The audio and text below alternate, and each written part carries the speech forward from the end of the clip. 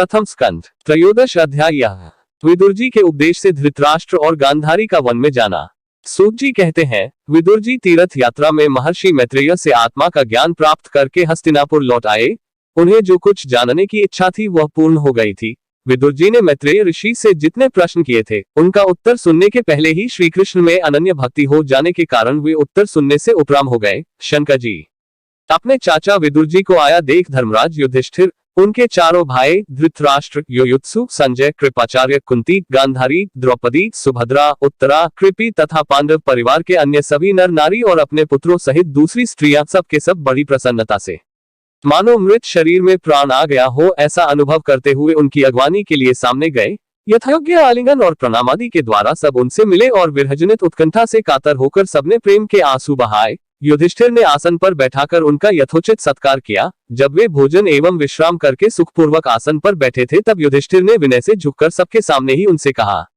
युधिष्ठिर ने कहा, चाचा जी, जैसे पक्षी अपने अंडों को पंखों की छाया के नीचे रखकर उन्हें सेते और बहाते हैं, वैसे ही आपने अत्यंत वात्सल्य से अपने करकमलों की छत्र छाया में हम लोगों को पाला पोसा है। बार बार आपने हमें और हमारी माता को विषदान और लाक्षागृह के दाह आदि विपत्तियों से बचाया है। क्या आप कभी हम लोगों की भी याद करते रहे हैं?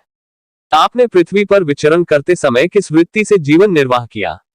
आपने पृथ्वी तल पर किन किन तीर्थों और मुख्य क्षेत्रों का सेवन किया?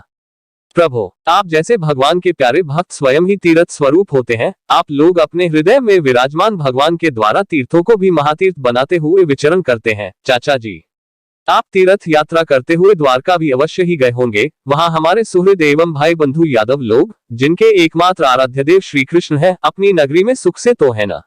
आपने यदि जाकर देखा नहीं होगा तो सुना तो अवश्य ही होगा। युधिष्ठिर के इस प्रकार पूछने पर विदुर जी ने तीर्थों और यदुवंशियों के संबंध में जो कुछ देखा, सुना और अनुभव किया था सब क्रम से बतला दिया। केवल यदुवंश के विनाश की बात नहीं कही। करुण हृदय विदुर जी पांडवों को ढक ही नहीं देख सकते थे, इसलिए उन्होंने यह अप्रिय एवं असह्य घटना पांडवों को नहीं सुनाई, क्योंकि वह तो स्वयं ही प्रकट होने वाली थी। पांडव विदुर जी का देवता के समान सेवा सत्कार करते थे। वे कुछ दिनों तक अपने बड़े भाई धृतराष्ट्र की कल्याण कामना से सब लोगों को प्रसन्न करते हुए सुखपूर्वक हस्तिनापुर में ही रहे। विदुर जी तो साक्षात धर्मराज थे। मांडव्य ऋषि के शाप से ये 100 वर्ष के लिए शूद्र बन गए थे। इतने दिनों तक यमराज के पद पर अर्यमा थे और वही पापियों को उचित दंड देते थे। राज्य प्राप्त हो जाने पर अपने लोकपालों सरीखे भाइयों के साथ राजा युधिष्ठिर वंशधर परीक्षित को देखकर अपनी अतुल संपत्ति से आनंदित रहने लगे। इस प्रकार पांडव गृहस्थ के काम धंधों में रम गए और उन्हीं के पीछे एक प्रकार से यह बात भूल गए कि अनजान में ही हमारा जीवन मृत्यु की ओर जा रहा है। अब देखते देखते उनके सामने वह समय आ पहुंचा जिसे कोई टाल नहीं सकता।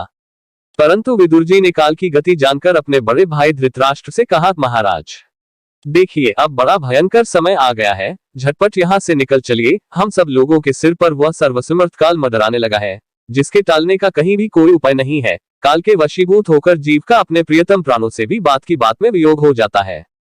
फिर धन, जन आदि दूसरी वस्तुओं की तो बात ही क्या है। आपके चाचा, ताऊ, भाई, सगे संबंधी और पुत्र सभी मारे गए। आपकी उम्र भी ढल चुकी, शरीर बुढ़ापे का शिकार हो गया। आप पराये घर में पड़े हुए हैं। ओह, इस प्राणी को जीवित रहने की कितनी प्रबल इच्छा होती है। इसी के कारण तो आप भीम का दिया हुआ टुकड़ा खाकर कुत्ते का सा जीवन बिता रहे हैं। जिनको आपने आग में जलाने की चेष्टा की, विष देकर मार डालना चाहा, भरी सभा में जिनकी विवाहिता पत्नी को अपमानित किया, जिनकी भूमि और धन छीन लिए, उन्हीं के अन्न से पले हुए प्राणों को रखने में क्या गौरव है। आपके अज्ञान की हद हो गई कि अब भी जीना चाहते हैं, परंतु आपके चाहने से क्या होगा। पुराने वस्त्र की तरह बुढ़ापे से गला हुआ आपका शरीर आपके न चाहने पर भी क्षीण हुआ जा रहा है। अब इस शरीर से आपका कोई स्वार्थ साधने वाला नहीं है।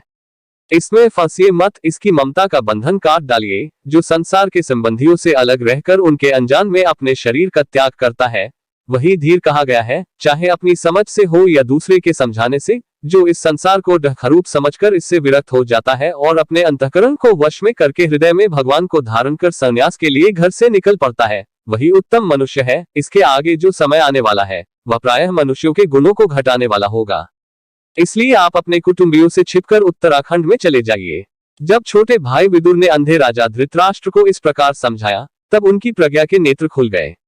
वे भाई बंधुओं के सुदृढ़ स्नेह पाशों को काटकर अपने छोटे भाई विदुर के दिखलाए हुए मार्ग से निकल पड़े। जब परम पतिव्रता सुबलनंदिनी गांधारी ने देखा कि मेरे पतिदेव तो उस हिमालय की यात्रा कर रहे हैं जो सन्यासियों को वैसा ही सुख देता है जैसा वीर पुरुषों को लड़ाई के मैदान में अपने शत्रु के द्वारा किए हुए न्यायोचित प्रहार से होता है, तब वे भी उनके पीछे पीछे चल पड़ी। अजातशत्रु युधिष्ठिर ने प्रातःकाल संध्या वंदन तथा अग्निहोत्र करके ब्राह्मणों को नमस्कार किया और उन्हें तिल, गौ, भूमि और सुवर्ण का दान दिया। इसके बाद जब वे गुरुजनों की चरण वंदना के लिए राजमहल में गए, तब उन्हें धृतराष्ट्र, विदुर तथा गांधारी के दर्शन नहीं हुए। युधिष्ठिर ने उद्विग्नचित होकर वहीं बैठे हुए संजय से पूछा, संजय, मेरे वे वृद्ध और नेत्रहीन पिता धृतराष्ट्र कहाँ है? पुत्र शोक से पीड़ित दुखिया माता गांधारी और मेरे परम हितैषी चाचा विदुर जी कहाँ चले गए? ताऊजी अपने पुत्रों और बंधु बांधवों के मारे जाने रखी थे। मैं मंदबुद्धि हूँ, कहीं मुझसे किसी अपराध की आशंका करके वे माता गांधारी सहित गंगा जी में तो नहीं कूद पड़े। जब हमारे पिता पांडु की मृत्यु हो गई थी और हम लोग नन्हे नन्हे बच्चे थे, तब उन्हीं दोनों चाचाओं ने बड़े बड़े डहकों से हमें बचाया था। वे हम पर बड़ा ही प्रेम रखते थे। हाय, वे यहाँ से कहाँ चले गए?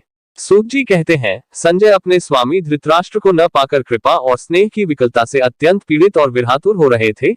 वे युधिष्ठिर को कुछ उत्तर न दे सके। फिर धीरे धीरे बुद्धि के द्वारा उन्होंने अपने चित्त को स्थिर किया, हाथों से आंखों के आंसू पोंछे और अपने स्वामी धृतराष्ट्र के चरणों का स्मरण करते हुए युधिष्ठिर से कहा। संजय बोले, कुलनंदन, मुझे आपने दोनों चाचा और गांधारी के संकल्प का कुछ भी पता नहीं है। महाबाहो, मुझे तो उन महात्माओं ने ठग लिया। संजय इस प्रकार कह ही रहे थे कि तुम्बुरु के साथ देवर्षि नारद जी वहां आ पहुंचे। महाराज युधिष्ठिर ने भाइयों सहित उठकर उन्हें प्रणाम किया और उनका सम्मान करते हुए बोले। युधिष्ठिर ने कहा, भगवान, मुझे अपने दोनों चाचाओं का पता नहीं लग रहा है। न जाने वे दोनों और पुत्र शोक से व्याकुल तपस्विनी माता गांधारी यहाँ से कहाँ चले गए। भगवान, अपार समुद्र में कर्णधार के समान आप ही हमारे पारदर्शक हैं। तब भगवान के परम भक्त भगवानमय देवर्षि नारद ने कहा, धर्मराज, तुम किसी के लिए शोक मत करो, क्योंकि यह सारा जगत ईश्वर के वश में है। सारे लोक और लोकपाल विवश होकर ईश्वर की ही आज्ञा का पालन कर रहे हैं। वही एक प्राणी को दूसरे से मिलाता है और वही उन्हें अलग करता है। जैसे बैल बड़ी रस्सी में बंधे और छोटी रस्सी से थे रहकर अपने स्वामी का भार ढोते हैं, उसी प्रकार मनुष्य भी वर्णाश्रमादि अनेक प्रकार के नामों से वेदरूप रस्सी में बंधकर ईश्वर की ही आज्ञा का अनुसरण करते हैं। जैसे संसार में खिलाड़ी की इच्छा से ही खिलौनों का संयोग और वियोग होता है, वैसे ही भगवान की इच्छा से ही मनुष्यों का मिलना बिछुड़ना होता है। तुम लोगों को जीव रूप से नित्य मानो या देह रूप से अनित्य अथवा जड़ रूप से अनित्य और चेतन रूप से नित्य अथवा शुद्ध ब्रह्म रूप नित्य अनित्य कुछ भी ना मानो। किसी भी अवस्था में मोहजन्य आसक्ति के अतिरिक्त वे शोक करने योग्य नहीं है। इसलिए धर्मराज, वे दीन डहकी चाचा चाची असहाय अवस्था में मेरे बिना कैसे रहेंगे? इस अज्ञान जन्य मन की विकलता को छोड़ दो। यह 5 भौतिक शरीर काल, कर्म और गुणों के वश में है। अजगर के मुंह में पड़े हुए पुरुष के समान यह पराधीन शरीर दूसरों की रक्षा ही क्या कर सकता है? हाथ वालों के बिना हाथ वाले, 4 पैर वाले पशुओं के बिना पैर वाले, तृणादि और उनमें भी बड़े जीवों के छोटे जीव आहार हैं। इस प्रकार एक जीव दूसरे जीव के जीवन का कारण हो रहा है।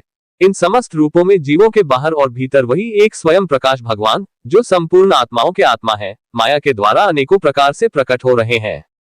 तुम केवल उन्हीं को देखो महाराज।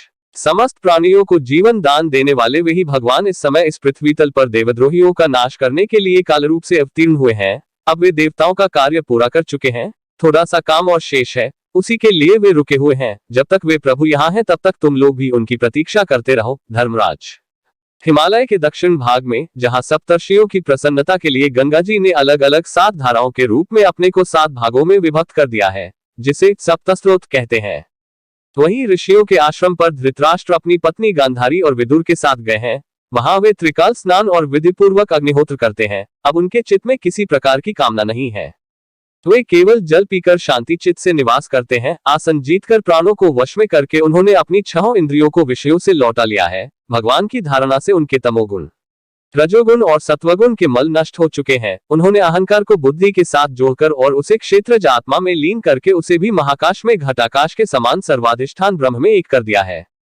उन्होंने अपनी समस्त इंद्रियों और मन को रोककर समस्त विषयों को बाहर से ही लौटा दिया है और माया के गुणों से होने वाले परिणामों को सर्वथा मिटा दिया है। समस्त कर्मों का संन्यास करके वे इस समय ठूंठ की तरह स्थिर होकर बैठे हुए हैं। अतः तुम उनके मार्ग में विघ्न रूप मत बनना।